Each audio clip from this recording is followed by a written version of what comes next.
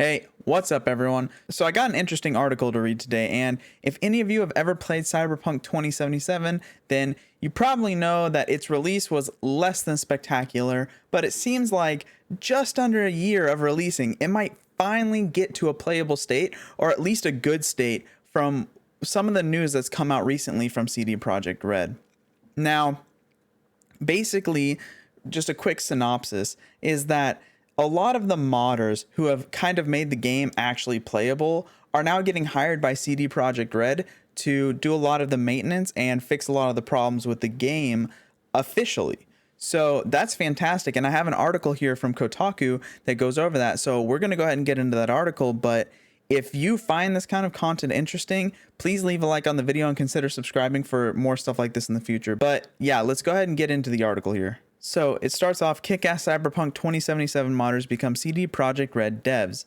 And just for a quick note as well, it's really good when companies hire people who are good at what they do and can fix a lot of the problems that the company themselves couldn't fix, or didn't have the capacity to, or whatever. We kind of saw this a little bit with Valorant, when if you were able to hack their Vanguard system to a point where you got deep enough in, they gave you a little message that said, hey, good job, you found this like secret message, consider applying to Riot, and then they link you to their webpage. So I think it's really smart for companies to do this, because clearly if you're lacking the skills at doing something, then just letting other people do it and then hiring the people that can do it is a really good, easy way for a company to figure out who is good at things and who should we hire, as opposed to going through round after round after round of interview. This is a really good option as well. So I'm just going to read the parts that are kind of important here, because a lot of this is just opinion from the writer and other fluff, and I don't really care much about that. I care more about the news itself, and I'll add my own fluff. So since it was released last December, Cyberpunk 2077 has received intermittent mod support from the developer, resources like metadata and tweakdb file dumps, but the most helpful tools have come from the community. And this is like specifically talking about the modding. And that's true. The company has released some patches to try to fix a lot of the problems, but I doubt any of you have played it recently, because honestly, it is kind of a game that you play once, and especially when it was so bad, people aren't going to want to replay it.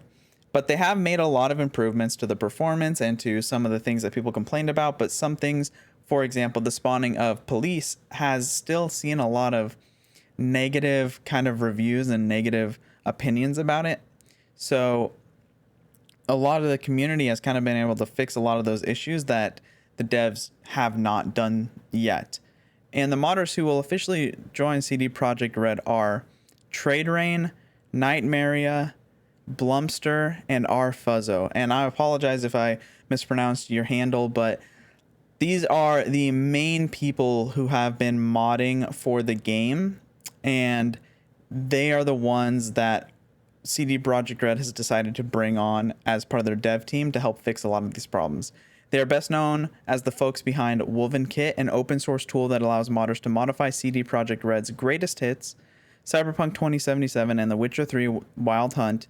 In terms of Cyberpunk modding resources, Woven Kit is the gold standard, allowing you to edit any file in the game and crucially browse those files without unpacking the archives. So essentially what this means is that they developed not just mods to fix the game, they created an entire engine to allow people to mod the game themselves as well. And that's extremely impressive for them to not only be able to create mods like directly into the files, but create an engine that looks at the files, allows people to make edits to those files in a kind of GUI.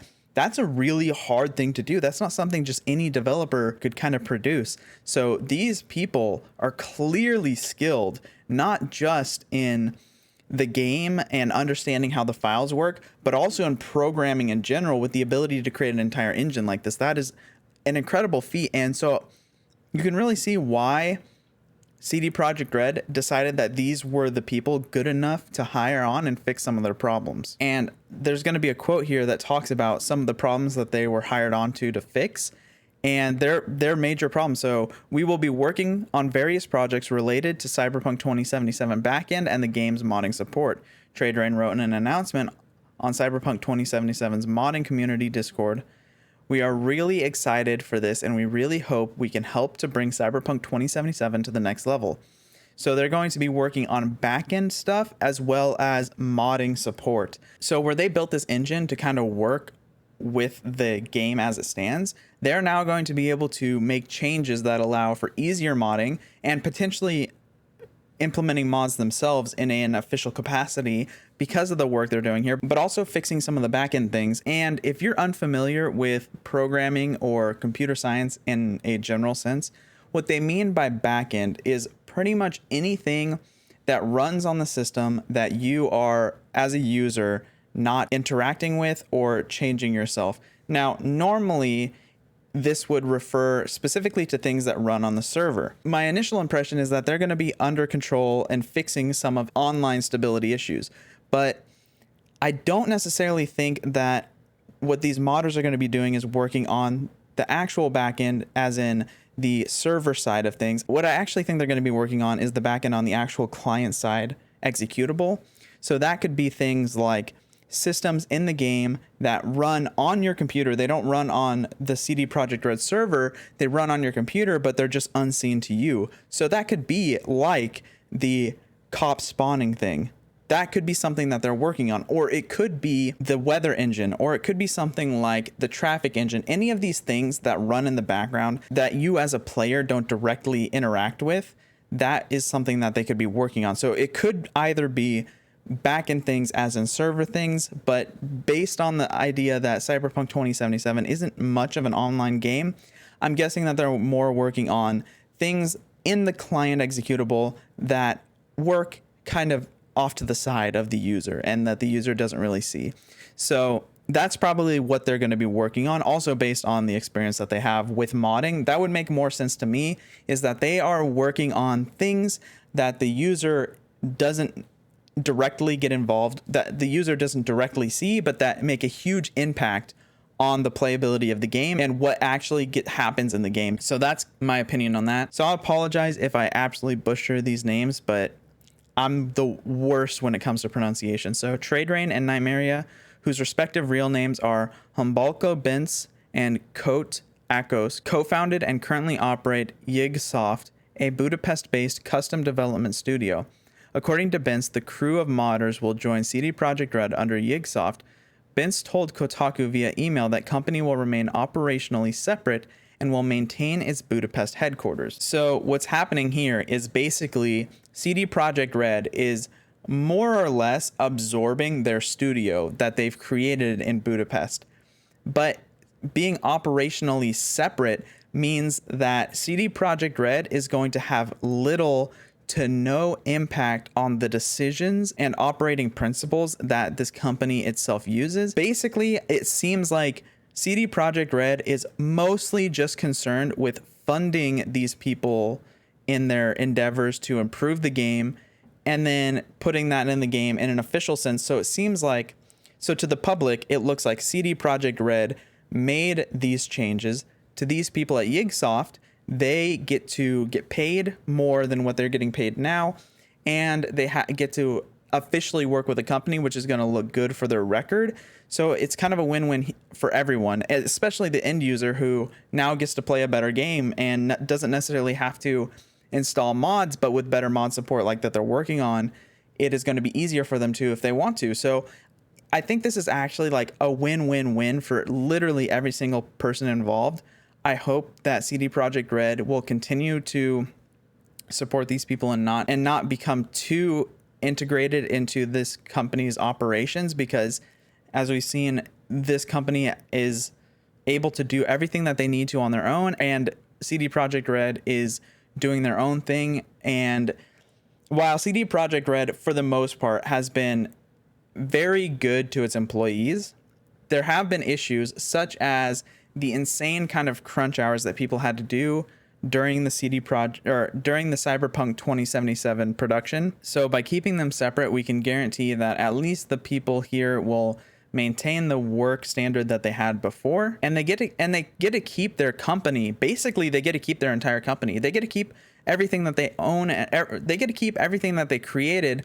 though I think literally CD Projekt Red owns it, these people still get to operate it. They still get to be the people who decide how this thing gets run. So I think this is a good call, actually. I think that CD Projekt Red seems to be one of the few game development companies that actually gets it these days.